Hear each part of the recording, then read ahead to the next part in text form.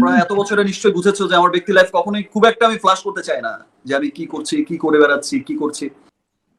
Specially আজকে তো শুধু তোমাদের দুজনের জন্যই আমার এখানে আসা। নিজের কাছে আর ভালো লাগে না, বিকজ এই দেশের সমস্ত মানুষই তো আমাদের, আমরাও তাদের। সো সেই জায়গা থেকে তো এর আগের ঈদটাও আমার খুব একটা আনন্দে কাটেনি। ইনফ্যাক্ট এইবার তোমাদের অনুষ্ঠানে একটা কথা না বললেই না, এটাই আমার প্রথম বছর যে বছর ঈদে, এই দুটো ঈদেই, রমজানের ঈদ এবং এই কোরবানের ঈদ, দুটো ঈদেই আমি কোন রকম কোনো ড্রেস মানে কি একটা সুতাও আমার নেওয়া হয়নি।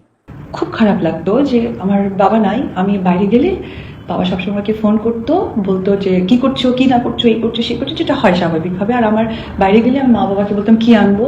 আমার বাবা অনেক ঘড়ি পছন্দ করতেন, ওগুলো আমি নিতাম। তো এবার ব্যাংককে গিয়ে আর তখন আমার নেওয়া হয়নি। তো আমি 4 দিনের মধ্যে গেছি, কারণ কমিটমেন্ট।